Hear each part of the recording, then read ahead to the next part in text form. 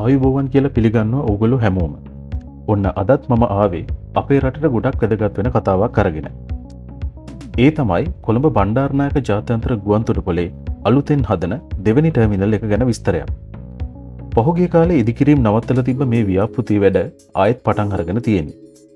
ඒ ගැන විස්තර වගේම මේ ව්‍යාපෘතිය ඉවරුනහම අපේ ගුවන්තොටුපළ කොච්චර ලස්සන වෙනවද? මොන වගේ පහසුකම් තියෙනවද? ඔබත් කැමති ඇතිනේ ඒ ගැන දැනගන්න. එහෙනම් දිගටම එකතු වෙලා ඉන්න අපිත් එක්ක.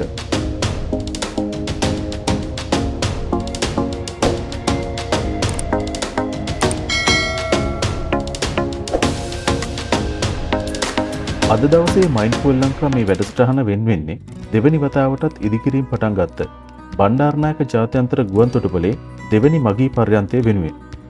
ඉතින් ඔබත් එකතු වෙන්න ඔබ දැනගෙන හිටපු දේවල් එක්ක නොදැන හිටපු ගොඩක් දේවලුත් මේ වීඩියෝව හරහා එකතු කරගන්න. ඒ සඳහා මේ වීඩියෝවේ අවසන් තප්පරය දක්වාම එකතු වෙන්න කියලා අපි ආරාධනා කරනවා. ඒ වගේම අපේ වැඩසටහන් ගැන ඔයාලගේ අදහස්, යෝජනා කමෙන්ට් එකක් විදිහට එකතු කරන්නත් අමතක කරන්නට එපා. ඒ වගේම අපේ channel එක subscribe කරන්න, අපේ channel එක සහ වීඩියෝ අනිත් social media platform වල share කරන්න කියලත් ඉල්ලීමක් කරන්න කැමතියි.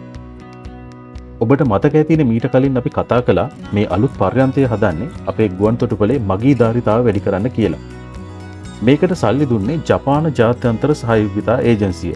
එහෙමත් නැත්නම් අපි කවුරුත් දන්න ජයිකා ආයතනය. ඒ අයගේ උදව්වෙන් 2020 අවුරුද්දේදී වැඩ පටන් ගත්ත මේ ව්‍යාපෘතිය 2022 දී කවුරුත් නොහිතපු විදිහට වැඩ නතර කරන්න සිද්ධ වුණා. ඇත්තටම වැඩ නතර කරන්න ප්‍රධාන හේතුව උනේ අපේ රටේ තිබුණු ආර්ථික අර්බුදය තමයි. ඇත්තට මේක විතරද? ඒත් තව පොඩි හේතුත් තිබ්බා. සමහර වෙලාවට මේ ව්‍යාපෘතිය සැලසුම් වල පොඩි වෙනස්කම් කරන්නත් ඕන වුණා. ඒ වගේම කොරෝනා වසංගතයත් එක්ක වැඩ කරන එකත් යම් කාලවලදී ටිකක් අමාරු වුණා. මේ හැම හේතුවක් නිසාම ජයිකා එකෙන් මුදල් ලැබීම ටික කාලයකට නතර වුණා. ඒ වෙනකොට වැඩේ කොච්චර දුර ගිහිල්ලා තිබ්බද කියන එක අපි දැන් හොයලා බලමු. වැඩේ නතර කරනකොට අපි දැක්කේ ප්‍රධාන පර්යන්ත ගොඩනැගිල්ලේ. ඒ වගේම පියර් අංක 2 3 ප්‍රධාන ස්ට්‍රක්චර්ස් ටිකක් දුරට හදලා තියෙනවා විතරයි. ඒ කියන්නේ සමස්ත වැඩවලින් 6% විතර වගේ ප්‍රමාණයක් තමයි ඒ වෙනකොට ඉවර වෙලා තිබුණේ. මේ වැඩේ මුලින්ම බාර අරගෙන කරගෙන ගියේ ජපානයේ තයිසේ කෝපරේෂන් කියන කොන්ත්‍රාත් සමාගමක් විසින්. හැබැයි දැන් නම් මේ ව්‍යාපෘතිය සම්බන්ධයෙන් හොඳ ආරංචියක් තියෙනවා. අපේ රටේ ණය ප්‍රශ්න ටිකක් විසඳුනාට පස්සේ ජයිකා ආයතනය ආයිමත් මේ ව්‍යාපෘතියට සල්ලි දෙන්න එකඟ වෙලා තියෙන්නේ. ඒ අනුව ගුවන්තොටුපළේ ප්‍රධානම නියෝජිත ආයතනය වෙන Airport and Aviation Services Limited ඉතුරු වැඩ ටික කරන්න අලුතෙන් ටෙන්ඩරයක් දාලා තියෙන්නේ. මේ ටෙන්ඩරේ යටතේ තමයි ප්‍රධාන පර්යන්ත ගොඩනැගිල්ලයි. ඒ වගේම අපි කලින් කියපු පියර් අංක 2 3යි ඇතුළත් A1 කියන පැකේජයේ වැඩ ටික කරන්නේ. ටෙන්ඩරේ දාන්න තිබ්බ අන්තිම දවස 2025 මාර්තු 18 වෙනකන් දික් කරලා තිබ්බා. තාක්ෂණික ලන්සු බලන වැඩේ මාර්තු අන්තිමේදී පටන් ගන්නයි තියෙන්නේ. ඊට පස්සේ මැයි මාසෙදී වාණිජ ලන්සු බලලා කොන්ත්‍රාත්තුව දිනන්නේ කවුද කියලා තීරණය කරයි. කොහොම වුණත් දැනට හිතාගෙන ඉන්න විදිහට අලුත් කොන්ත්‍රාත්කරු ආවට පස්සේ මාස 30ක විතර වගේවත් කාලයක් යයි මේ වැඩේ සම්පූර්ණයෙන් ඉවර වෙන්න. ඒ කියන්නේ 2027 අවුරුද්දේ අගභාගයේ හරි එහෙමත් නැත්නම් 2028 මුල භාගයේ හරි තමයි මේ අලුත් පර්යන්තය අපිට පාවිච්චි කරන්න පුළුවන් වෙන්නේ. ආර්ථික අර්බුදයේ බලපෑමෙන් පස්සේ මේ ව්‍යාපෘතියට අලුතෙන් යන වියදම ගැන හරියටම කියන්න අමාරුයි. මොකද අලුත් ටෙන්ඩරේ තාම ඉවර වෙලා නැහැනේ. කොන්ත්‍රාත්කරු තෝරගත්තට පස්සේ තමයි මේ ගැන හරියටම දැනගන්න පුළුවන් වෙන්නේ. හැබැයි ඉදිකිරීම් නතර කරන්න කලින් මේ ව්‍යාපෘතිය රුපියල් බිලියන 145ක් විතර යයි කියලා තමයි ගණන් බලලා තිබුණේ. මේ ව්‍යාපෘතියට අවශ්‍ය කරන සල්ලි දෙන්නේ ජපාන ජාත්‍යන්තර සහයෝගිතා ඒජන්සිය. එහෙමත් නැත්නම් අපි කියපු ජයිකා එක. ඒකත් අපේ රටට ලැබුණ ලොකු උදව්වක්. දැන් අපි බලමුකෝ මේ අලුත් පර්යන්තය ඉවරුනහම කොහොම පෙනෙයිද කියලා. මේක හරිම ලස්සන නවීන පන්නේ ගොඩනැගිල්ලක්. ඒක ඇතුළට එළිය හොඳින්ම ලැබෙන විදිහට උස සිවිලින් ඒ වගේම ලොකු වීදුරු ජනෙල් දාලා තමයි මේ ගොඩනැගිල්ල හදන්නේ. ඒ වගේම මේ ගොඩනැගිල්ලේ පිටත පෙනුමත් හරිම ආකර්ශනීයයි කියලායි ආරංචි වෙන්නේ. ශ්‍රී ලංකාවේ සංස්කෘතියත් මතක් වෙන විදිහේ නිර්මාණ මේකට එකතු කරලා තියෙනවා කියලා තමයි දැනගන්න තියෙන්නේ. මේ අලුත් පර්යන්තයෙන් මගින්ට ගොඩක් පහසුකම් ලැබෙනවා. අලුත්ම තාක්ෂණයෙන් යුතු ගමන් මළු පද්ධතියක් එහෙමත් නැත්නම් මොඩර්න් බැගේජ් හැන්ඩලින් සිස්ටම් එකක් මේකට ඇතුළත්. ඒ කියන්නේ ඔයාලගේ බඩු ඉක්මනටත් ආරක්ෂාකාරීවත් ඔයගොල්ලන්ට ලැබෙයි.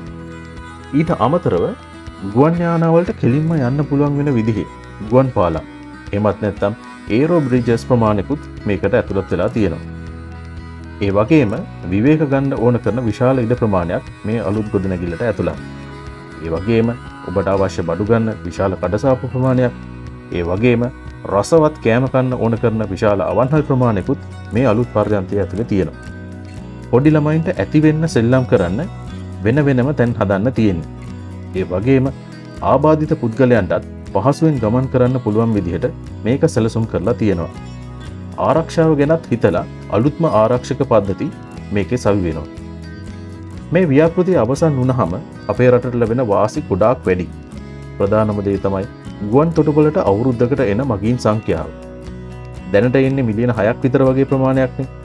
හැබැයි මේ ව්‍යාපෘතිය අවසන් වුණයින් පස්සේ මේ මගීන් සංඛ්‍යාව මිලියන 15ක් විතර වගේ වෙනකම් ප්‍රමාණයකට වැඩි කරන්න අපිට හැකියාව ලැබෙනවා. වැඩියෙන් සංචාරකයෝ ආවොත් අපේ රටේ ආර්ථිකයක් දියුණු වෙනවා. අලුත් රැකියා අවස්ථාත් හැදෙනවා. ඒ විතරක් නෙවෙයි.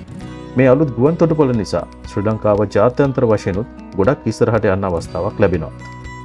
ලෝකයේ හොඳම ගුවන් තොටුපළවල් අතරට එන්නටත් මේක හොඳ අවස්ථාවක්. මේ අලුත් පර්යන්තය හදන අතරේ මගීන්ට අපහසුවක් නොවෙන්න දැනට තියෙන පැමිණීමේ පර්යන්තයත් ටිකක් ලොකු කරලා හදන්නයි තියෙන්නේ. ඒකත් මගීන්ට ලොකු සහනයක් වෙයි. ඉස්සරහට අපේ ගුවන් තොටුපළ තවත් දියුණු කරන්න සැලසුම් ගොඩක් තියෙනවා. ඒ ඔක්කොමත් එක්ක අපේ රටේ ගුවන් සේවා කර්මාන්තය ලෝකේ ඉහළටම යයි කියලා අපි බලාපොරොත්තු වෙනවා. ඉතින් යාළුවනේ බණ්ඩාරනායක ගුවන් තොටුපළේ අලුත් පර්යන්තය ගැන අද අපි ඔයාලට පැහැදිලි කිරීමක් කළේ. මේ ව්‍යාපෘතිය ගැන ඔයාලගේ අදහස් මොනවද කියලා පහලින් කමෙන්ට් එකක් දාගෙන යන්න. මේ වීඩියෝ එක හොඳයි නම් ලයික් කරන්න, ෂෙයා කරන්න අමතක කරන්න එපා. ඒ වගේම මේ වගේ තවත් වැදගත් තොරතුරු දැනගන්න අපේ Mindful ලංකා channel එක subscribe කරලා දිගටම අපිත් එක්ක එකතු වෙලා ඉන්න. හැමෝටම සුබ දවසක්. බොහොම ස්තුතියි.